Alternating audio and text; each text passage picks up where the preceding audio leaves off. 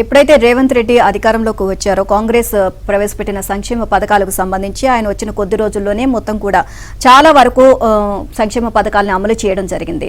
So ఈ నేపథ్యంలో ఆ తర్వాత మళ్ళీ లోక్సభ ఎన్నికల కోడ్ అమల్లోకి వచ్చింది. సో నేతలందరూ కూడా ఎన్నికల్లో బిజీగా గడిపారు. ఇక మొన్నటితో ఎన్నికల కోడ్ హడావిడి కూడా మొత్తం ఎన్నికలు ముగిసిపోయాయి. హడావిడి అంతా తగ్గిపోయింది. ఇప్పుడు మొత్తం కూడా పరిపాలన వైపే మేము దృష్టి సారిస్తాము, సో జనాల్లోకి వెళ్తాము, సో జనాలకు దగ్గరలో ఉంటాము అని చెప్పేసి ఆయన చెప్పడం జరిగింది. ఇక సచివాలయానికి వెళ్లి మొత్తం పరిపాలన వైపే మేము దృష్టి సారిస్తాము కంప్లీట్ గా అని చెప్పేసి ఆయన నిన్న మీడియాతో మాట్లాడడం కూడా జరిగింది. చూస్తే తెలంగాణలో రైతు సంక్షేమ కార్పొరేషన్ ఏర్పాటు చేస్తామని సీఎం రేవంత్ రెడ్డి తెలిపారు. ఆ కార్పొరేషన్ ద్వారా ఆదాయం చూపించి రుణం తీసుకుంటామని, దాని ద్వారానే రైతుల రుణమాఫీ అమలు చేస్తామని ప్రకటించారు. నిన్న తన నివాసంలో మీడియాతో ముఖ్యమంత్రి చిట్చాట్ గా మాట్లాడారు. లోక్సభ ఎన్నికలు రాష్ట్రంలో ముగిసినందున ఇక పరిపాలనపైనే 100% దృష్టి పెడతామని, ఇవాటి నుంచి సచివాలయానికి వెళ్తామని చెప్పారు. ముందుగా తడిసిన ధాన్యం కొనుగోలు చేయడంపై, పంటలకు గిట్టుబాటు ధర కల్పించడంపై ఫోకస్ చేస్తామన్నారు. వీటితో పాటు రైతు రుణమాఫీ అంశం, విద్యా సంవత్సరం ప్రారంభం కానున్న నేపథ్యంలో పాఠ్య పుస్తకాలు, పాఠశాలల్లో సంస్కరణలు, హాస్టళ్లకు సన్నబియ్యం సరఫరా వంటి వాటిపైన దృష్టి సారిస్తామన్నారు.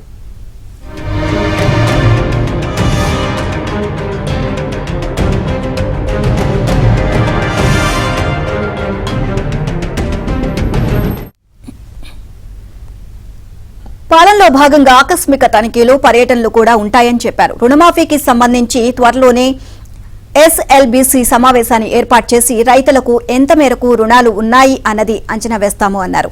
రైతుల రుణాలను బ్యాంకుల నుంచి ప్రభుత్వం బదలాయించుకునేందుకు ఆర్బీఐ అంగీకరించబోదు అన్న మాజీ మంత్రి హరీష్ రావు వ్యాఖ్యలపై స్పందిస్తూ ఎఫ్ఆర్బీఎం పరిమితికి లోబడి రుణం తీసుకుంటే ఆర్బీఐ ఎందుకు అంగీకరించదు అని ప్రశ్నించారు. రైతు రుణమాఫీ, రైతు భరోసా, ధరణి తదితరాల అన్నిటిపైన శాసనసభలో చర్చిస్తామని, సభలో చర్చకు పెట్టకుండా ఏది చేయబోము అని స్పష్టం చేశారు. అఖిల పక్షాలు, స్టేక్ హోల్డర్లతోనూ చర్చిస్తాము అన్నారు. రాష్ట్ర బడ్జెట్ సమావేశాలు, కేంద్ర బడ్జెట్ సమావేశాల తర్వాతే ఉంటాయని, కేంద్రం నుంచి వచ్చే నిధుల వెసులుబాటును చూసుకుని రాష్ట్ర బడ్జెట్ ఉంటుంది అని వెల్లడించారు. ఇక అందుకే రైతు రుణమాఫీకి ఆగస్టు 15 గడువు పెట్టినట్లు రేవంత్ రెడ్డి చెప్పారు. ఇక ఈ రోజు నుంచి ప్రజలకు అందుబాటులో ఉంటాను, ఇక పరిపాలన ఏంటో చూపిస్తామన్నట్టుగా కూడా రేవంత్ రెడ్డి నిన్న మాట్లాడడం జరిగింది. ఇక దీనికి సంబంధించి మరింత సమాచారాన్ని మా కరెస్పాండెంట్ సిద్ధార్థ్ అందిస్తారు. సిద్ధార్థ్, పూర్తి డీటెయిల్స్ ఏంటి? నిన్న ముఖ్యమంత్రి రేవంత్ రెడ్డి మాట్లాడుతూ కూడా ఈ రోజు నుంచి సచివాలయానికి వెళ్తా ఉన్నాను అంటే, ఇంకా లోక్సభ ఎన్నికల హడావిడి కూడా ముగిసిపోయింది, ప్రజలకు అందుబాటులో ఉండడం కావచ్చు, లేదంటే సంక్షేమ పథకాలు ఏవైతే చేస్తామన్నారో ఇంకా మిగిలిపోయినాయి వాటిపైన కసరత్తు చేయడం, ఇవన్నీ చేస్తారని తెలుస్తోంది. అప్డేట్స్ ఏంటి? Thank you Pawan.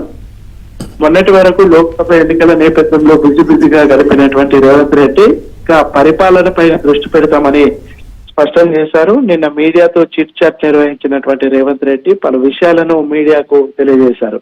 ముఖ్యంగా ఇన్ని రోజులు ఎన్నికల కోడ్ ఉన్నటువంటి నేపథ్యంలో ప్రభుత్వ పాలన పూర్తిగా పక్కకి జరిగిపోయింది. ఈ రోజు నుంచి సెక్రటరియట్ కు వెళ్లి పరిపాలనకు సంబంధించినటువంటి అంశం పైన దృష్టి పెడతాము. తమ ప్రయారిటీస్ ఏంటో కూడా రేవంత్ రెడ్డి చెప్పారు. ముఖ్యంగా అకాడమిక్ ఇయర్ మొదలవుతున్నటువంటి నేపథ్యంలో విద్యను తమ ప్రియారిటీగా చూస్తామని చెప్పారు. వ్యవసాయాన్ని తమ ప్రియారిటీగా చూస్తామన్నారు. దీంతో పాటుగా తాము ఇచ్చినటువంటి వాగ్దానాలు ఎన్నికల కోడ్ వచ్చినటువంటి నేపథ్యంలో అవన్నీ ఆగిపోయాయి, వాటిని వెంటనే రిజాల్వ్ చేస్తామని కూడా రేవంత్ రెడ్డి చెప్పారు. దాంట్లో భాగంగా ఇటు రుణమాఫీకి సంబంధించి ఆగస్టు 15 లోపు రుణమాఫీ ఖచ్చితంగా చేస్తామని రేవంత్ రెడ్డి చెప్పారు. దానికి సంబంధించినటువంటి యాక్షన్ ప్లాన్ కూడా తన వద్ద ఉందని, దాన్ని ఖచ్చితంగా ఇంప్లిమెంట్ చేస్తామని రేవంత్ రెడ్డి చెప్పారు. ఇక అకాడమిక్ ఇయర్ నేపథ్యంలో విద్యార్థులకు కావాల్సినటువంటి బెనిఫిట్స్ ఏవైతే ఉన్నాయో వాటిని ఏ విధంగా ఫుల్ఫిల్ చేయాలనే అంశానికి సంబంధించి అధికారులతో రివ్యూ చేసి వాటికి సంబంధించిన అంశాన్ని కూడా రిజాల్వ్ చేస్తామని చెప్పారు. ఇక మిగతా అంశాలపైన రివ్యూలు చేసి దానికి సంబంధించినటువంటి నిర్ణయాలు కూడా వెంటనే తీసుకుంటామని రేవంత్ రెడ్డి చెప్పారు.